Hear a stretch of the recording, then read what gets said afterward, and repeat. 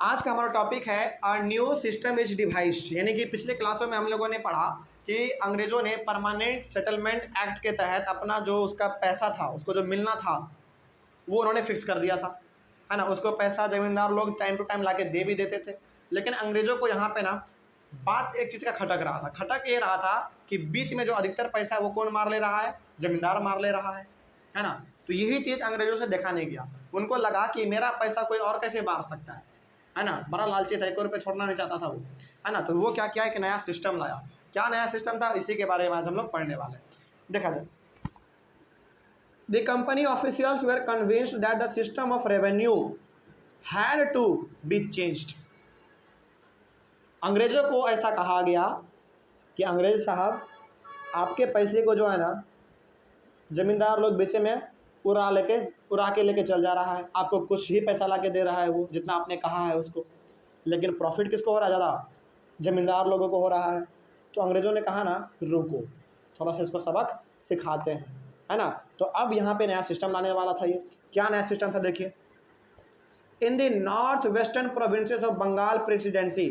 देखिए यहाँ पे बात क्या कहा गया है, नॉर्थ वेस्टर्न। अच्छा, आज यदि हम लोग बात करें नॉर्थ वेस्ट वाला पार्ट, तो हमारा कौन सा पार्ट आता है नॉर्थ वेस्ट में? इंडिया का मैप दिमाग में लाइए, है ना। नॉर्थ होना चाहिए और वेस्ट में होना चाहिए उत्तर प्रदेश वाला एरिया आज के दौर में। हालांकि उत्तर प्रदेश पूरा भी नहीं है, पूरा भी उत्तर प्रदेश वेस्ट में नहीं है। हालांकि उसका आधा थोड़ा सा हिसाब कह सकते हैं कि ईस्ट में भी आता है, थोड़ा सा हिस्सा वेस्ट में भी आता है और थोड़ा सा हिस्सा बीच में भी आता है ना। लेकिन फिलहाल आप कह सकते हैं उत्तर प्रदेश का एग्जाम्पल, क्योंकि आपके बुक में भी एग्जाम्पल उत्तर प्रदेश का ही दिया गया है। तो बंगाल के जो वेस्ट साइड में हमारा था जगह, वो कौन सा था? उत्तर प्रदेश का कुछ हिस्सा, है ना। जैसे बंगाल हमारा किधर है? ईस्ट में है। बंगाल के जस्ट वेस्ट में हमारा बिहार भी है, उड़ीसा भी है, उत्तर प्रदेश भी है ना। तो यहाँ पे बात हो रहा है किसका? उत्तर प्रदेश का, पर्टिकुलरली उत्तर प्रदेश का। तो यहाँ पे लिखा हुआ है कि in the north western provinces of the Bengal presidency most of this area is now in Uttar Pradesh. तो जो यहाँ पे अभी बात हो रहा था उस समय पे, आज के दौर में वो कहाँ पे पड़ता है? हमारा उत्तर प्रदेश में एरिया पड़ता है। अब हुआ क्या था उत्तर प्रदेश उस समय पे? हुआ ये था कि एक कंपनी ऑफिशियल नेम्ड हॉल्ट मैकेंजाई, क्या नाम है, थोड़ा सा प्रोनाउंसिएशन में डिफरेंस हो सकता है। हॉल्ट मैकेंजाई एक ब्रिटिश ऑफिसर का नाम था, ठीक है। उन्होंने क्या किया, launched a new system of revenue called Mahalwari settlement which came into effect in 1822। तो अंग्रेजों का एक बहुत बड़ा ऑफिसर था जिसका नाम था हॉल्ट मैकेंजाई, हॉल्ट मैकेंजाई। तो इन्होंने क्या किया, इन्होंने रेवेन्यू को कलेक्ट करने का एक नया सिस्टम लाया, यानी कि टैक्स किस प्रकार से कलेक्ट किया जाए उसके लिए इन्होंने एक नया सिस्टम लाया। और उस सिस्टम का नाम क्या था? महलवाड़ी सेटलमेंट। अब ये महलवाड़ी सेटलमेंट क्या है, ये आपको 3 से 4 मिनट के बाद पता चलेगा, है ना। क्योंकि यदि पहले बता देंगे तो फिर ये दिमाग से बाउंस हो जाएगा, पार हो जाएगा, अभी समझ में नहीं आएगा। लेकिन फिलहाल आप ये समझ लीजिए कि जो पहले वाला सेटलमेंट था, कौन सा? परमानेंट सेटलमेंट, उसको बदलने के बाद एक नया सिस्टम लाया गया जिसका नाम था महलवाड़ी सेटलमेंट, ठीक है। और किसके द्वारा लाया गया? हॉल्ट मैकेंजाई के द्वारा, ठीक है। आगे, और वो भी किस वाले एरिया में? आज वो एरिया कहाँ पे? हमारा उत्तर प्रदेश में, ठीक है ना। आगे बढ़ते हैं फिर। अच्छा हाँ, ये वाला जो महलवाड़ी सेटलमेंट है ये लागू कब से हो गया? 1822 से लागू, 1822 से हो चुका था। आगे बढ़ते हैं फिर। Holt Mackenzie felt that the village was an important institution and needed to be preserve. Holt Mackenzie का ये मानना था कि अंग्रेजों के लिए सबसे इम्पॉर्टेंट यदि कोई जगह है तो वो है गांव।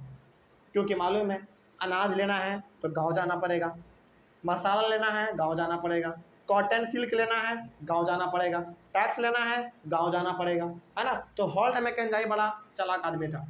उनको मालूम था कि अंग्रेजों का जो पूरा लेन देन है, उसका जो पूरा साम्राज्य है भारत में टिका हुआ यदि है तो वो किस पे टिका हुआ है? गाँवों पे टिका हुआ है। तो अब जरा सोचिए, जहाँ से कि आपका घर चल रहा हो, जहाँ से आपके पॉकेट में पैसा आ रहा हो, तो क्या आप उसको सुधारना नहीं चाहेंगे?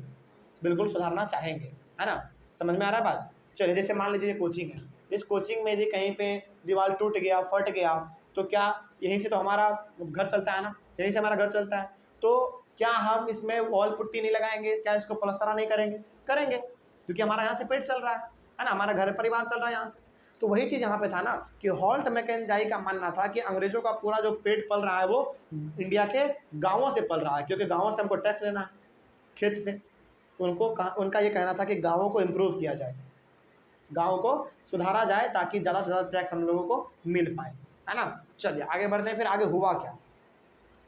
अंडर हिज डायरेक्शन, किसके डायरेक्शन में, किसके नेतृत्व में? हॉल्ट मैकेंजाई के नेतृत्व में, उसके सुपरविजन में collectors went from village to village. अब ये जो कलेक्टर आप देखते हैं ना, ये हिंदी वर्ड है कलेक्टर, है ना। और आज के दौर में इसको हम लोग क्या कहते हैं? DM, district magistrate.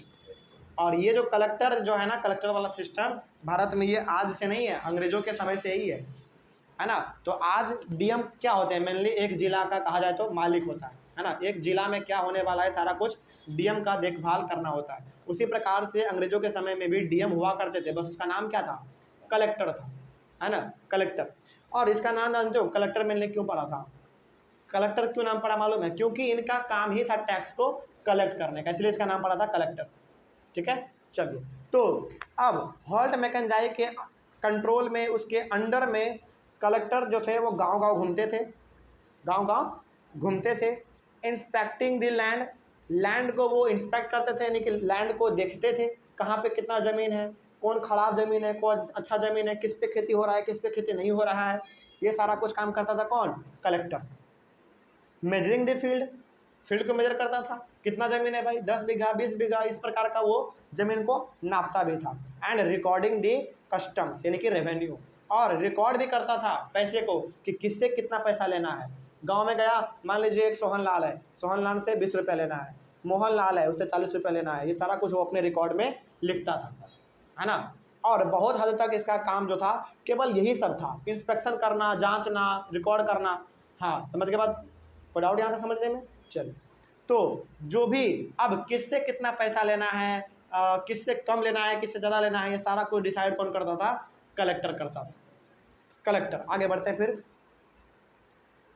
And rights of different groups, और किस इंसान का कौन सा राइट होगा, क्या उसके पास अधिकार होने चाहिए, कौन अधिकार नहीं होने चाहिए, ये सारा कुछ भी कलेक्टर ही डिसाइड करता था। ठीक है, आगे। The estimated revenue of each plot within a village was added up to calculate the revenue that each village, अब देखिए यहाँ पे विलेज का नाम क्या कहा गया? महल, had to pay। अब होता क्या था? मान लीजिए एक गांव है, ठीक है, एक गांव में 1000 आदमी रहता है और हज़ारों आदमी के पास कुछ ना कुछ ज़मीन है ना। तो कलेक्टर आया, हज़ारों घर के में घूमा, सबको कहा कि चलो अपना अपना खेत दिखाओ हमको, तुम्हारे पास कितना खेत है। जितना जिसके पास खेत है उसी के हिसाब से वो कॉपी में लिखता था कि इससे कितना टैक्स लेना है, इससे कितना टैक्स लेना है, जिसका ज़मीन कम है उससे टैक्स कम लेना है, जिसके पास ज़मीन ज़्यादा है उससे टैक्स ज़्यादा लेना है। ये सारा काम कौन कर रहा था? कलेक्टर कर रहा था, है ना। यानी कि टैक्स का जो लेन देन था ना, सारा कुछ देखभाल, कितना लेना है, कितना छोड़ना है, किससे कितना क्या करना है टैक्स का, है ना, ये सारा कुछ कलेक्टर देखने का काम करता था। तो कलेक्टर जब वहाँ पर गया ना, लोगों के गाँव में गया, वो क्या किया? सारे जगह के ज़मीन को उससे कितना सारा टैक्स मिलेगा बता दिया गांव के लोगों को। गांव के लोगों को बता दिया कि तुम इतना टैक्स दोगे, तुम उतना टैक्स दोगे, तुम उतना टैक्स दोगे। उन सभी टैक्स को आपस में लोग आपस में मिलके एक जगह इकट्ठा करते थे, और उन सभी टैक्स जो इकट्ठा हुआ है वो काउंट करता था कौन? कलेक्टर, कि जितना हमने कहा था उतना सभी ने लाके दिया है कि नहीं दिया है। और जो जितना देता था उसका ऊपर पेपर पे नाम भी लिखाता था कि फलाने आदमी ने इतना टैक्स दिया। समझ रहे बात को? चलिए, तो जितने भी छोटे मोटे खेत थे उन सभी के पैसे को मिलाकर उस गांव, पूरे गांव को कितना टैक्स पे करना है ये मालूम चलता था, है ना। चलिए आगे बढ़ते हैं फिर। डिस्ट्रीमेटेड, अच्छा ये तो हो गया हमारा। विलेज का मतलब क्या हो गया? यहाँ पे महल हो गया। अच्छा, यहाँ पे एक और आप बात समझ लीजिए कि आखिर महलवाड़ी सेटलमेंट्स का नाम क्यों था? महलवाड़ी सेटलमेंट इसका इसलिए नाम था क्योंकि अब जो यहाँ पे है ना, पूरे गाँवों का पैसा एक जगह इकट्ठा होता था और वो पैसा डायरेक्टली किसके पास जाता था? कलेक्टर के पास। किसके पास? कलेक्टर के पास। और यहाँ पे महल किसको कहा गया? विलेज को, गाँव को कहा गया, है ना। ऐसा गाँव जहाँ से कि अंग्रेज क्या कर रहा था, यानी कि कलेक्टर क्या कर रहा था? टैक्स को वसूल रहा था। ठीक है, इसीलिए इसका नाम था महलवाड़ी सेटलमेंट। आगे, this revenue demand of the company revise periodically not permanently fixed. लेकिन अब यहाँ पे जो है ना अंग्रेजों का दिमाग खुल गया था। महलवारी सेटलमेंट में इन्होंने कहा था कि जो हमको टैक्स चाहिए वो फिक्स नहीं रहेगा, हम कभी घटा भी सकते हैं, कभी बढ़ा भी सकते हैं। तो ये बिल्कुल अलग था किससे, परमानेंट सेटलमेंट से, है ना। तो अच्छा यहाँ पे जरा सोच के बताइए कि अंग्रेज ऐसा नियम क्यों लाया। जो परमानेंट सेटलमेंट था उससे उसको प्रॉफिट नहीं हो रहा था। हाँ, परमानेंट सेटलमेंट से उसको प्रॉफिट नहीं हो रहा था, बीच में जमींदार लोग मार ले रहा था पैसा उसका, है ना। लेकिन कलेक्टर जो आदमी था ना, कलेक्टर उसका खास अपना आदमी होता था। हाँ, कोई ब्रिटिश आदमी ही होता था कलेक्टर। तो अब ब्रिटिश है भाई, तो खुद ब्रिटिश का खुद मारेगा पैसा, क्या नहीं मालूम चल जाएगा उसको, है ना। तो ये हम लोग कहते हैं ना कि हमारे घर का पैसा हमारे घर का आदमी ले ले तो ठीक है, लेकिन बाहर का नहीं लेना चाहिए। अब वही बात था, तो बाहर के लोगों को पैसा वो नहीं लेने देना चाहता था, लेकिन अपना लोग ले ले तो चलेगा। कलेक्टर उसका खुद का अपना खास आदमी होता था, ठीक है। तो अब यहाँ पे ये महलवारी सेटलमेंट इसलिए लाया क्योंकि इसमें अपने ये डिमांड को कि हमको कितना पैसा चाहिए, कितना पैसा नहीं चाहिए, है ना, ये घटा भी सकता था, बढ़ा भी सकता था। यानी कि ये अपना प्रॉफिट का लेवल घटा बढ़ा दोनों सकता था, है ना। और ये सेटलमेंट बिल्कुल परमानेंट सेटलमेंट से अलग था। अब आपसे पूछे कि महलवारी सिस्टम क्या था। अच्छा चलिए एक बार हम लोग और पढ़ लेते हैं, उसके बाद हम आपको पूरा निचोड़ बता देंगे एक बार में कि परमानेंट सेटलमेंट और महलवारी सेटलमेंट में क्या डिफरेंस था, ठीक है। चलिए, लेकिन यहाँ तक तो समझ में आ गया। महलवारी सेटलमेंट में पैसा घट बढ़ सकता है, जितना चाहिए अंग्रेजों को वो घट बढ़ सकता है। वो चाहेगा ज़्यादा तो ज़्यादा उसको चाहिए, कम तो कम। आगे हाँ, यहाँ तक तो हो गया।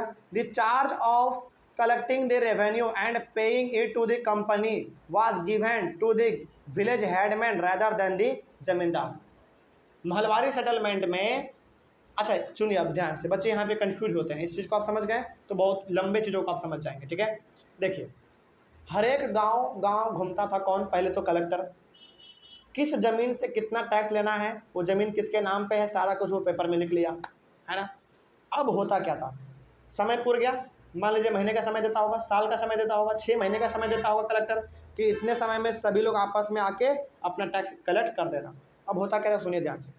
कलेक्टर गया गांव घुमा, वो सबको कह दिया कि देखो तुम इतना टैक्स देना, तुम उतना टैक्स देना, तुम उतना टैक्स देना, है ना। तो चुपचाप गांव के हर एक आदमी, जो गांव का हेड मैन होता था, हर एक गांव का एक खास आदमी होता है, हेड होता है वो गांव का, है ना। तो उसके पास जाके तुमको पैसा कलेक्ट कर देना है। अब वो पैसा हेडमैन किसको जाके देता था, कलेक्टर को। कलेक्टर साहब देखिए आपने जितना कहा था उतना पैसा है कि नहीं है, तो कलेक्टर उस पैसे को मिलाता था। और वो कलेक्टर जाके पैसा किसको देता था, ब्रिटिश इंडिया कंपनी को, यानी कि ब्रिटिशर्स को, अंग्रेजों को। तो ये सिस्टम चल रहा था हमारा किसमें, महलवाड़ी सेटलमेंट में। यहाँ पे कहीं पे भी जमींदार वाला सिस्टम नहीं था, है ना। यहाँ पे राजा और तालुकदार वाला सिस्टम बिल्कुल भी नहीं था।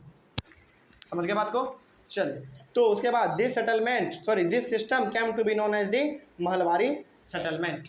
और ये महलवारी सेटलमेंट इसलिए नाम रखा गया था क्योंकि यहाँ पे गांव का पूरा टैक्स एक जगह आना है, किसके पास, हेडमैन के पास, गांव का जो मुख्य आदमी था उसके पास। फिर वो पैसा देगा कलेक्टर को, फिर कलेक्टर पैसा दे देगा अंग्रेज को, यानी कि ब्रिटिशर्स को। इसीलिए इसका नाम था महलवारी सेटलमेंट। अब बहुत बार ना महलवारी सेटलमेंट में और परमानेंट सेटलमेंट में डिफरेंस पूछता है ना। अब बताते हैं आपको एक एक करके डिफरेंस, सुनिए।